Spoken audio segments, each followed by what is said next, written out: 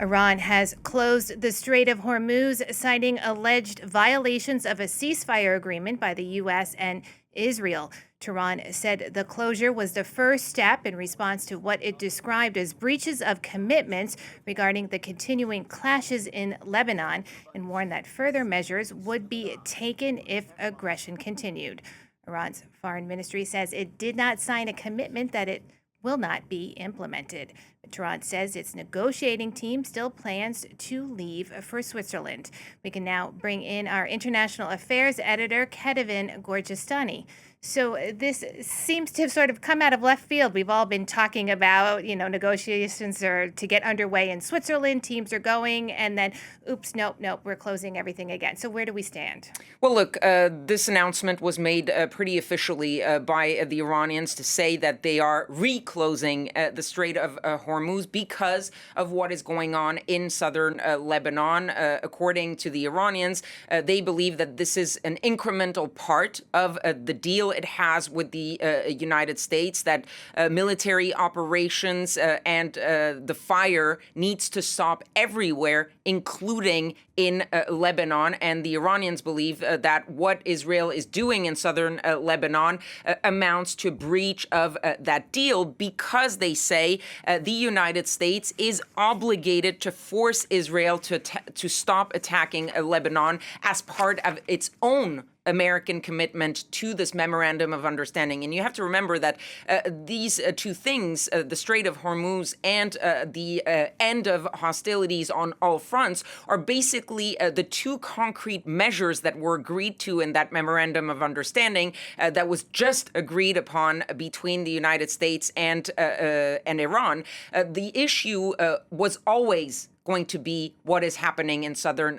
Lebanon, because what you have here is really what everyone was worried about, which is you have an agreement between Iran and the United States that doesn't involve Israel and Hezbollah, even though the terms of the agreement seem to indicate that these two sides, Israel and Hezbollah, need to do things on their own in order for the broader deal to actually stand a chance. So that's what you're seeing right now unfolding. Let's just turn back a little bit, because this is an announcement by the Iranians. Obviously, the Strait of Hormuz was going to take some time to reopen, so we don't know exactly concretely how this is going to work. We know that it had been reopened a little bit. Now they're saying they're going to close it again. J.D. Vance, the U.S. vice president, was actually on Fox News earlier today, and he said that there was no evidence that Iran was closing the strait. He also seemed to be very optimistic about where the talks between Iran and the United States, that are supposed to be starting any time now, are going to continue. Yes, the Iranians said they're sending their teams. J.D. Vance said that Steve Witkoff and Jared Kushner are also going to be in Geneva. Those talks are going on. He says that things are going well, that we're confident that we can maintain the ceasefire. The Iranians are saying that what happens in Lebanon could very well jeopardize the deal between the U.S. and Iran. So it is very complicated. This is just happening, and we'll have to see where these two sides go from here. Right, Kethevane, thank you. Stay here for a minute, because I want to bring in our correspondent in Tehran, Reza Sayah. So, Reza, we've been sort of, picking apart this information that's just come out that they're going to close the Strait of Hormuz. What else has the Iranian government been saying about all of this and what's happening?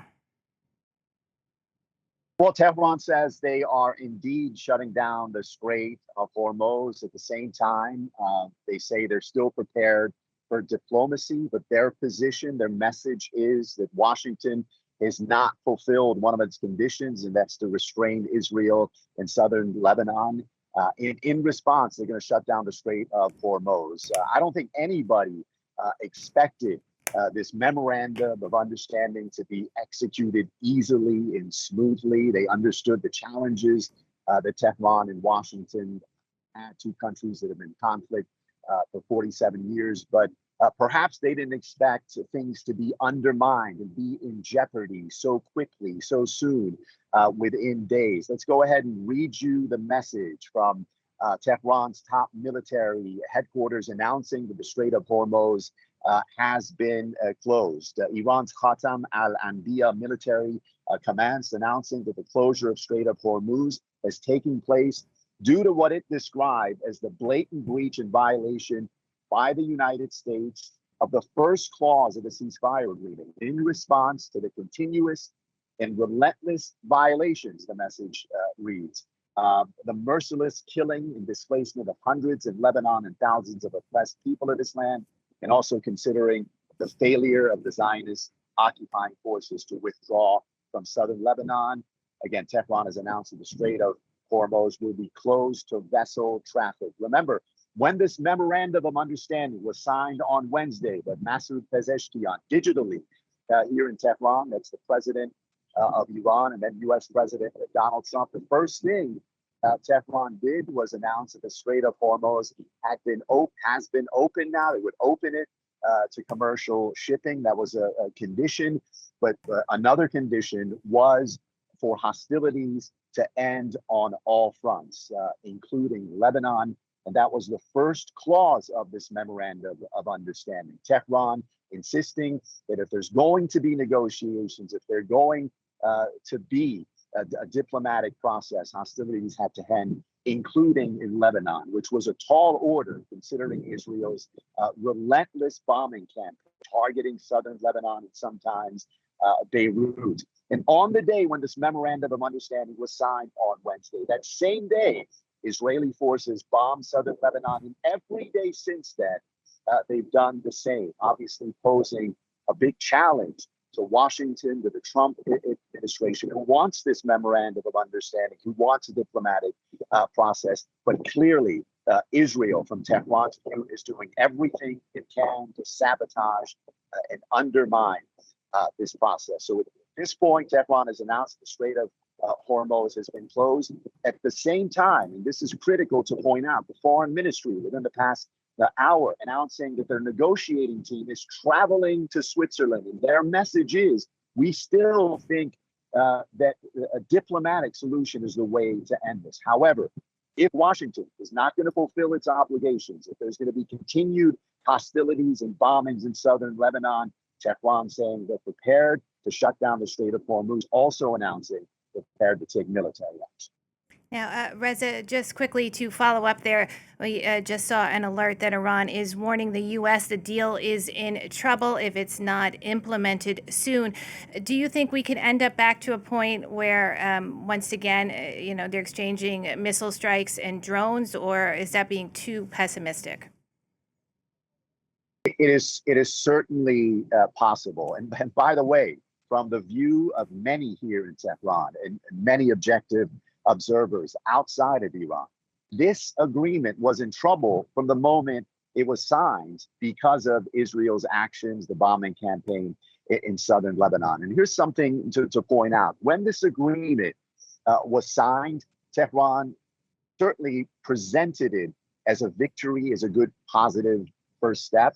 But we didn't see any excitement-filled celebrations here. There was no revelry, no one jumping up and down. And I think that speaks to Tehran's mistrust of Washington, Tehran's doubt that Washington can restrain Israel, Tehran's belief that Israel's goal is to undermine this memorandum of understanding. And if this is any indication, what's happened today, what's happened over the previous days, certainly that's going to be the biggest challenge before Tehran and Washington sit down and negotiate. Is the question, can Washington restrain Israel in southern Lebanon? Reza, thank you so much for keeping us updated on this developing story. That's Reza Sayah in Tehran. And now, Ket, back to you. Remarks over the past couple of days, President Trump has called out the Israeli prime minister, right? He said that he needs to have a softer touch. He doesn't need to flatten a building because a Hezbollah member walked into it and all of that. So we've seen this rhetoric, but obviously Israel was still carrying out strikes. So what power does the Trump administration, Donald Trump himself, have to assert over this to get everything back on track? The question is not whether or not the United States has power. I mean, if really the United States wanted to send a message to the Israelis, they could tomorrow say, we're stopping helping and supporting, especially militarily, because we know that the United States is the #1 military supporter of Israel. Obviously, the president wouldn't be able to do that all by himself. He would need Congress also. And we know that there are quite a few, especially Republicans, who are very supportive of Israel. So the fact is that might be complicated, but that would be the real signal for Donald Trump. The question is, how much does Trump want this deal with Iran? How much does he want this deal to actually survive? And right now, this is where Donald Trump is. His unwillingness to get back into a war that is very unpopular at home. That's why he got into this deal with Iran in the first place, even though there are a lot of people who are criticizing that deal. And now he has to choose. Does he exert a little bit of pressure on the Israelis to rein them in order to make this deal with Iran survive? Or does he let the Israeli actions in southern Lebanon unravel this deal that he had started striking with the Iranians? All right, Kethevane, thank you so much for your analysis. That's our international affairs editor there, Kethevane Gorjestani.